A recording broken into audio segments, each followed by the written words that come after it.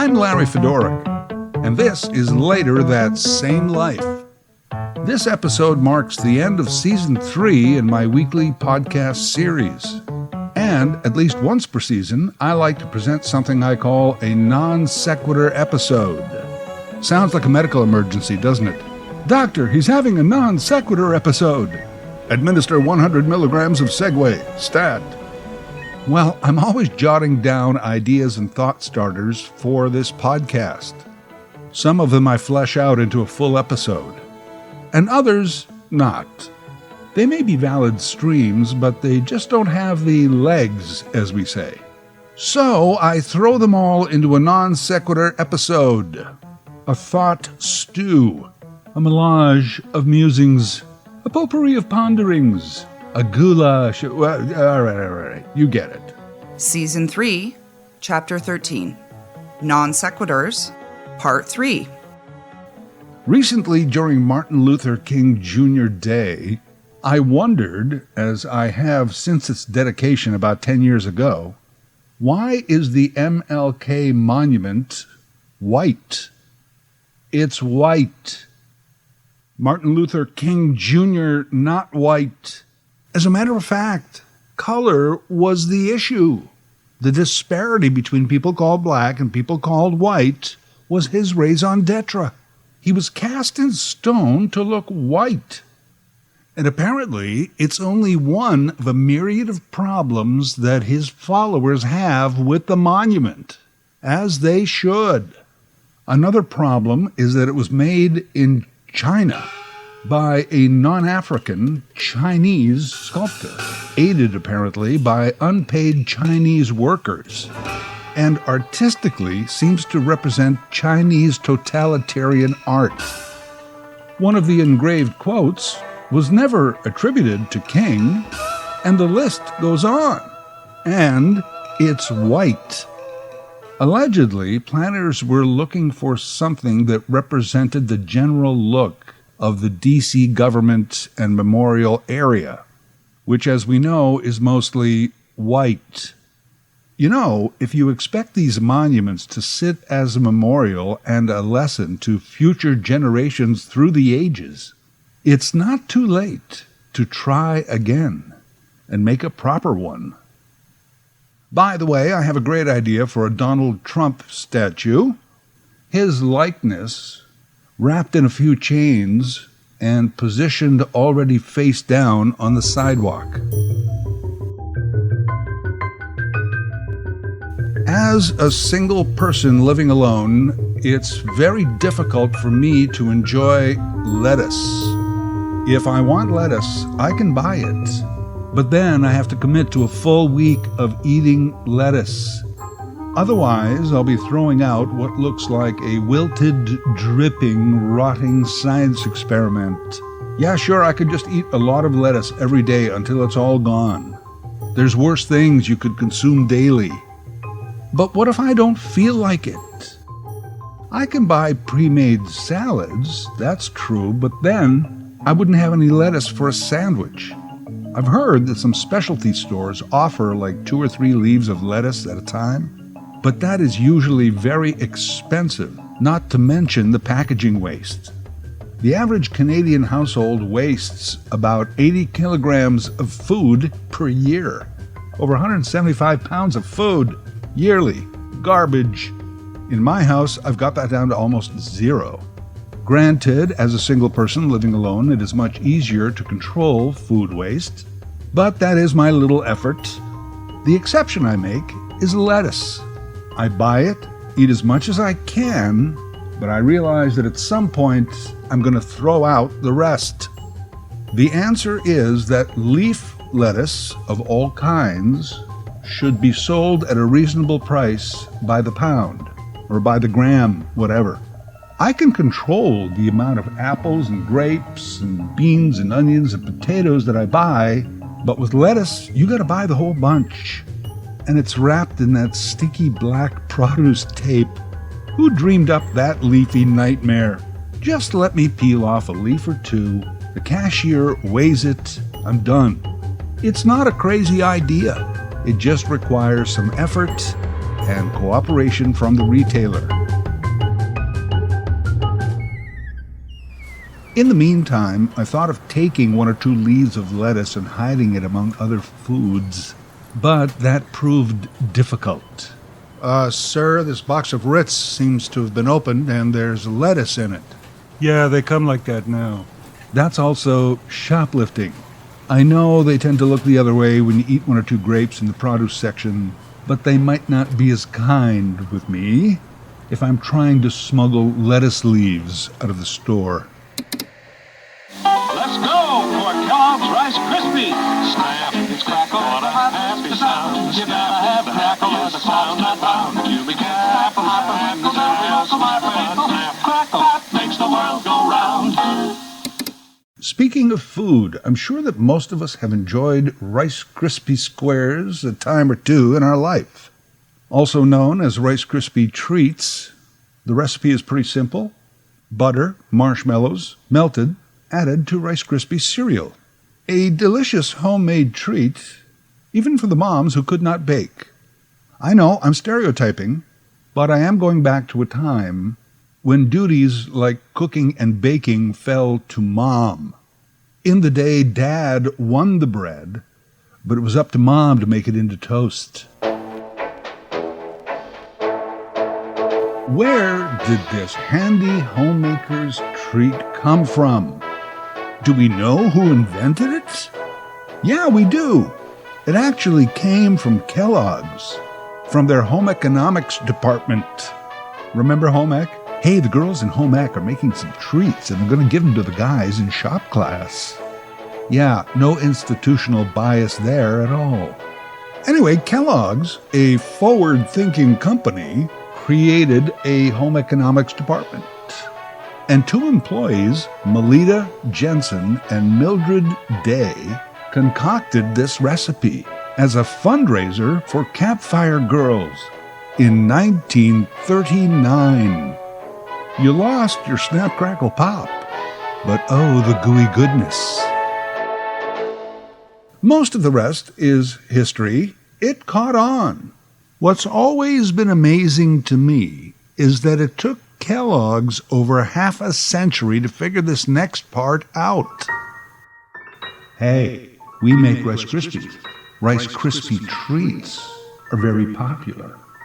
Why don't we just make them and sell them ourselves? Package them, market them, sell them.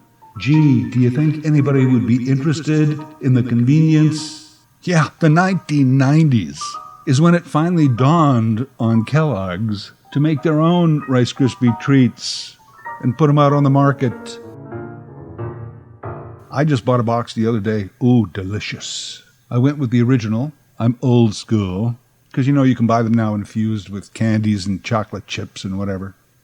And then it was another few years before Kellogg's took the squares idea, miniaturized them, and turned them into Rice Krispie Treats cereal. They went full circle, right? Well, hold on. Has anyone ever used Rice Krispie Treats cereal to make a tray of even sweeter and gooier Rice Krispie Treats? I don't know that anyone ever has. An omission I hope to rectify in the coming months. I'll let you know how it goes. Ladies and gentlemen, the Rolling Stones. Wake up in the morning, there's a snap around the place. Wake up in the morning, there's a crackle in your face. Wake up in the morning, there's a pop that really says Rice Krispies to you, and you, and you. Pour on the milk and listen to the snap that says it's nice. Pour on the milk and listen to the crackle of that rice. Get up in the morning to the pop that says it's rice. Hear them talking Rice Krispies. It's amazing how long it took for Kellogg's to catch on to something that was already made in their kitchen. And also, it's not. It's a perfect example of disconnected corporate thinking. Here's another example. How long did it take for someone to come up with the idea of a square-bottomed taco shell? It was decades of eating those tacos. Let's have an open-faced shell that you fill with all kinds of loose ingredients, and then let's make them so they easily tip over. What? And amazingly, This seemed acceptable to people. Finally, one day, someone must have said, if we squared the bottom, it could stand on its own.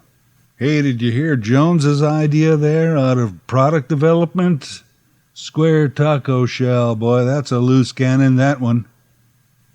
There's tons of these examples. How about eaves troughs, gutters? Why weren't they just made with covers in the first place? Instead of now, it's an expensive home reno. No one foresaw falling leaves and debris that would clog the gutters and spouts? I guess not.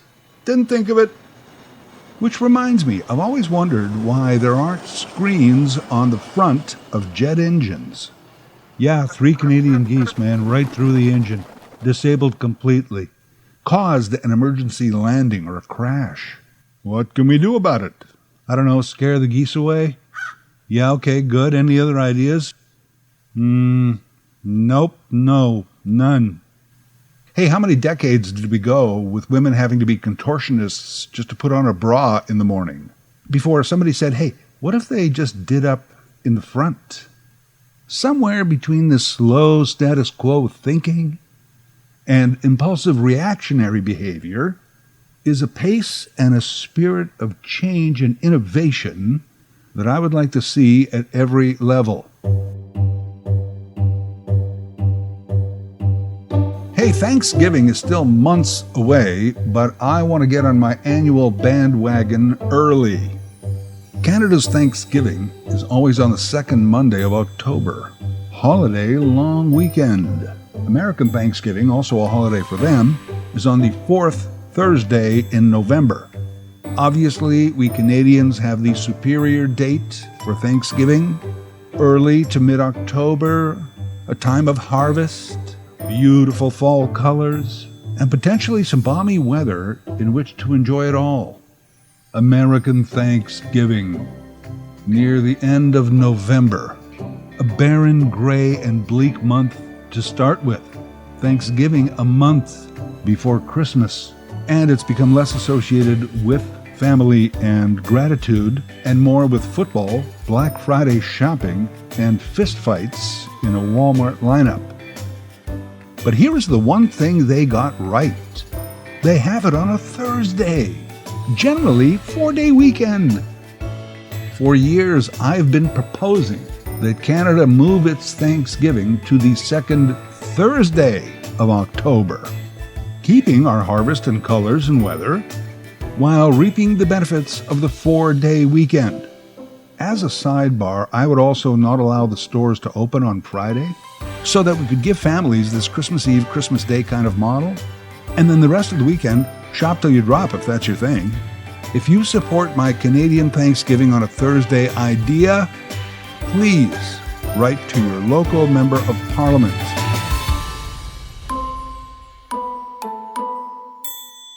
One of the cheesiest yet most amazing things I have ever done happened in the 1990s in Dallas, Texas. This is not the first time I've shared this story, but the first time on a podcast. We were in Dallas on business, and my boss and I ended up with a free afternoon. So we jumped in the rental car and drove to the Texas School Book Depository, now the 6th floor museum at Dealey Plaza. Over 30 years prior to our visit, it was the scene of the assassination of President John Fitzgerald Kennedy. At that time, I was a small boy about 1,700 miles north on the Great Canadian Prairie, and this was the first world event I remember coming directly into my home via television. It played over and over and over again and caused great fear and anxiety. And no matter where you were in North America, probably a lot of other places in the world too, this was a seminal moment in our history. I just had to see it all in person. At the time, the 6th floor museum was mostly an audiovisual presentation, a series of screens running still and moving pictures from that era, including that November 22nd, 1963. In the corner of the 6th floor, where Lee Harvey Oswald would have crouched with his rifle out the window, the area is recreated to look like it would have on that day. There's boxes and books and a chair et al., and the area is cordoned off by large plexiglass walls. However, right next to it is another window with almost the identical view that Oswald would have had. And I stood there for a long time, looking down on Dealey Plaza, Elm Street, trying to imagine the crowds and the hoopla of a visiting president, and how things changed in an instant at the sound of gunfire. We exited through the ground floor gift shop, and there it was, an almost exact replica of the modified stretched 1961 Lincoln convertible limousine that Kennedy rode in when he was fatally shot. It was not officially part of the museum, but a young entrepreneur offered to take us for a ride in it, following the exact parade route of November '63, and for a mere $50 each. My bosses and my reaction were pretty similar. Gee, I don't know. But on the other hand, it might be kind of interesting. And then we both kind of thought, sorry, $50 each? No thanks. Then he said, okay, $50 for the two of you. We thought about it and said, what the heck? It's touristy and it's cheesy, but we're cheesy tourists. Let's do it. So now who gets to sit where? We flipped for it. I lost the toss, and he chose JFK's seat. I sat in Jackie's seat, trying to imagine myself in a pink Chanel suit with a matching pillbox hat. Incidentally, that blood-stained suit? It was donated to the U.S. National Archives by the sole heir of that immediate family, Caroline Kennedy, but under the condition that it may not be seen by the public until the year 2103. Even then, anyone listed as heirs to that estate can further negotiate what happens to that pink Chanel suit. Off we went. The convertible was an exact replica, but it did have two small speakers placed on it just behind our heads, the sounds resonating throughout the car. The driver did no narration, but rather we heard sounds from the day, cheering crowds, police motorcycle escorts, and the like. Up and down the streets of Dallas we went, immersed, not noticing what I assumed to be the looks of disdain from the locals as we turned onto Elm and in front of the book depository building. At the exact spot, we heard shots ring out and screams, and within seconds, our driver floored it, took off, just like the driver would have done in the day. And he proceeded on the same route to the Parkland Memorial Hospital. Now, we didn't go all the way to the hospital. For the purposes of the tour, we got off at the first off-ramp and then slowly made our way back to the book depository. It was the ride of a lifetime. These days, I can put on some headgear and have probably any kind of virtual experience that I want. But in the 90s, to be there and to take that limo ride, I don't know what to call it. I'm just glad that I did it.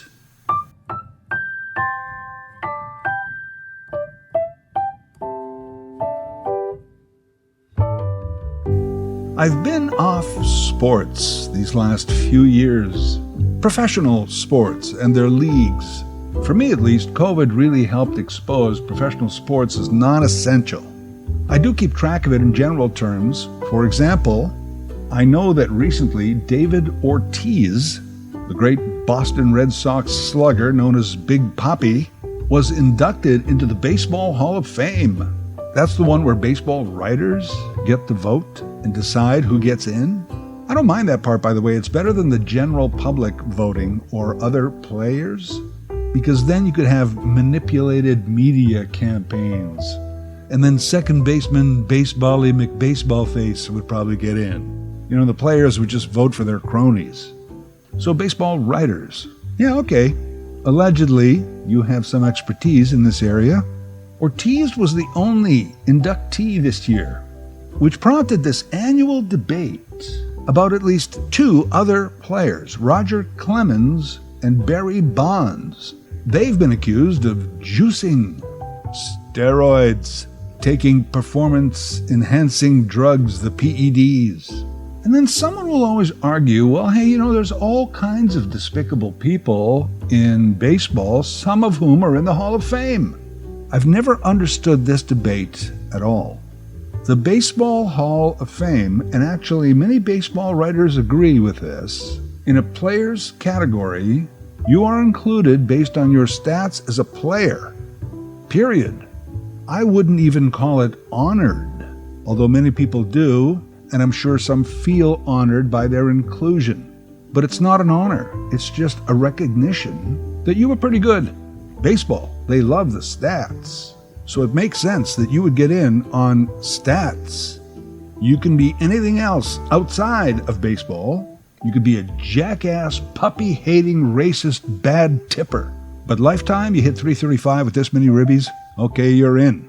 It would be up to me to know that, for example, Ty Cobb was in the Hall of Fame because of his baseball skills, and that outside of the game, he was a despicable human being.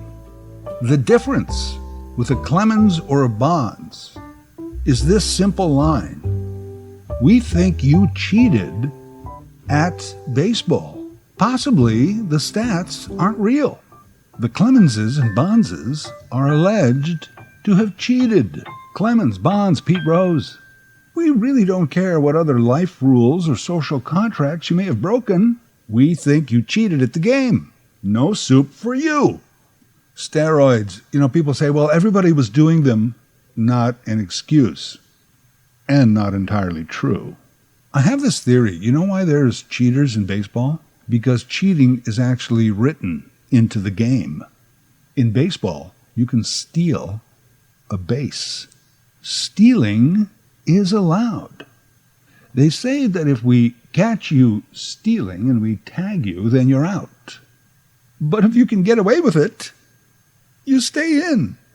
Congratulations. You've successfully stolen a base. You can actually be in the Hall of Fame for the amount of times that you stole. I don't believe there's really any other sport that stipulates you are allowed to cheat. Even if we see you and catch you at it, you can still get away with it. Only in baseball, rife with cheaters.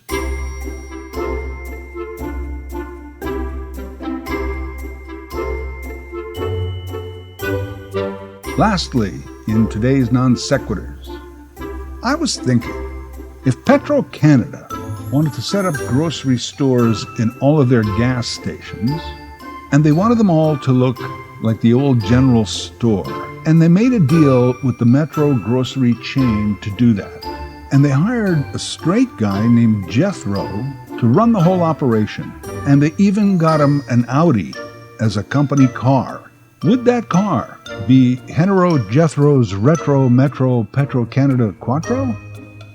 I think it would be. I think you can see now how some of my ideas would not be good as a full podcast. Later That Same Life is written, voiced, and produced by Larry Fedoruk. LarryFedoruk37@gmail.com. Subscribe to Larry's podcast YouTube channel. Get automatic notifications with each new episode.